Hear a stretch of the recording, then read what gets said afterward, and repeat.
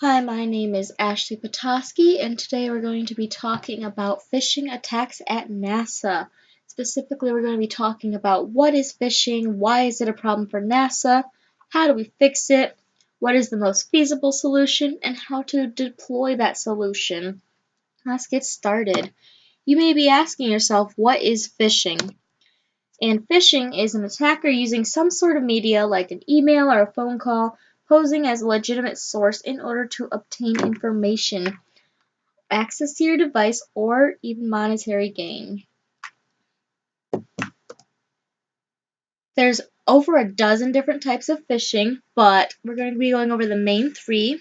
The first is deceptive phishing, and then the second is spear phishing, and finally we have vishing.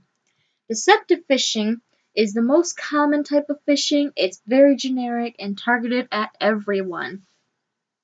The second type is spear phishing.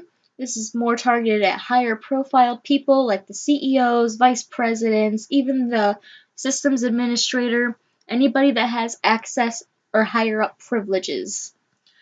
This usually has more research done on the person that is being attacked, just to make it seem more legitimate to that specific person. The final type is vishing, which is voice phishing. This could be robocalls from the IRS. It could even be a real person. And this type of attack is usually after information. So now that we know what phishing is and a couple of the different types, let's go over some common types of examples. For example, we have the email scam. Like a Nigerian prince emails you that he needs your banking information to send you some of his money. This type of attack is going to be after money because instead of depositing a large sum of money, he's actually going to be withdrawing a large sum of money. The next type is a phone call scam. The one recently I heard was Microsoft is calling about your activation key about to expire, and they need access to your computer in order to fix the issue. In this case, they're after your information, after your computer itself. And once they get access to your computer, they have the ability to go in and install anything they want. They can take control and force you to pay money to give you the control back to your own device. The next and final example is the social media scam. I fell for this one a few years ago. It is a Facebook message from one of your Facebook friends, and it says, "Hey, I think I saw you in this video. Here's the link."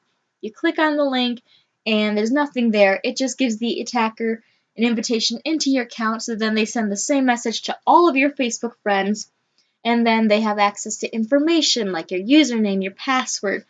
So again, this one's after your information. So now that we know what phishing is and some common examples, how does it apply to NASA?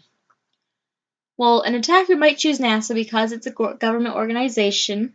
They could be after money because they assume the government has lots of money just lying around. And the attacker could also try to get into other United States systems through NASA, or it could be a foreign affairs situation, kind of like a few years back with the Ukrainian power grid, going back and trying to just get into any system, and it could be just the first one that was open. In addition, NASA has over 17,000 users, but that's also 17,000 chances for the attacker to get what they are after. It only takes one click for the entire system to be compromised. And then, according to McCarter, in 2018, $7.9 million was the average cost of a data breach in the United States. And then, in addition to the loss of money and everything, you could also lose employee information, customer information. There's all sorts of losses that could occur with a phishing attack. So now that we know what a phishing attack is and how it can impact NASA, what is the right solution? Well, the solutions we explored were frequent backups, training, and software solutions. Our scope that we wanted to go for was proactive approach, but also a feasible cost. The first option, the frequent backups, was a feasible cost. Amazon estimated it could be about $2,400, but it is reactive exclusively. It's not going to prevent the problem from happening, so that's outside of scope. Training was the next option. which is proactive, and according to Insight, it's about $25,000 annually, which is more doable.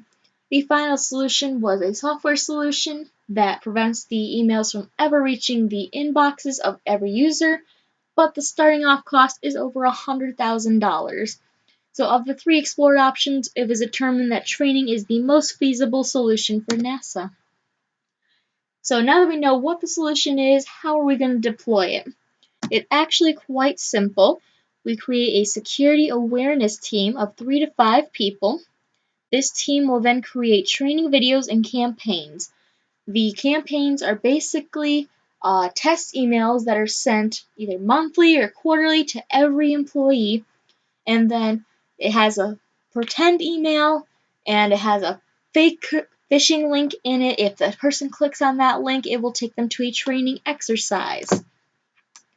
And then because of the heightened awareness and security culture that would come with creating this awareness team and pressing the issue of phishing, real phishing attacks are going to be reduced because people are going to be more aware of what phishing is and how to stop it.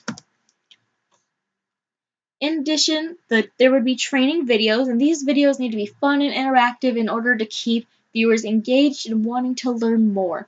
They're not going to be super happy if they have to sit through a 100-point slide PowerPoint, but if they have a fun video to watch, they won't be so hesitant about taking the training. In addition, these training will cover various topics, including different tips and tricks. The one in this example here is to hover the link. If you hover your mouse over any hyperlink, it will show you this little rectangle. It is the URL destination. So if that link looks a little fishy, it's probably a phishing email, so do not click on it. In addition, if there was a campaign sent out, it would take, and they clicked on the campaign's phishing link, it could take them to a site like this. Now this site was really easy to create. It doesn't take that long. It's very informative, but it's also got a lot of information in a little space. So we'll go through this. It basically has information about what happened, why did you click on this link, what could have happened if it wasn't training, what to do better for next time, how to stay safe, and then some additional training videos. So in addition to that, everybody kind of has some knowledge of not to answer spam phone calls, and if you do, not to fall for the tricks.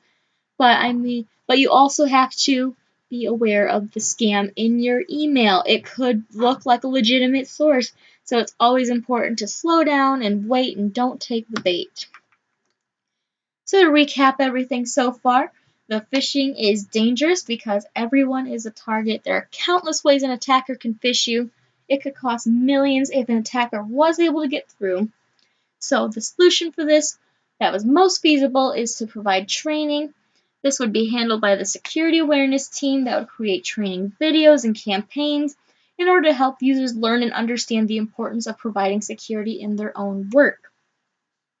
Another thing that's important to note is that users are our last line of defense. These emails are going to every single user's inboxes, and so they all need a way to be able to defend against phishing emails for NASA. Half of the employees probably won't even know what phishing is, so it is important to provide this information and training so that way we can prevent phishing attacks in the future. Thank you so much for watching, and that is all.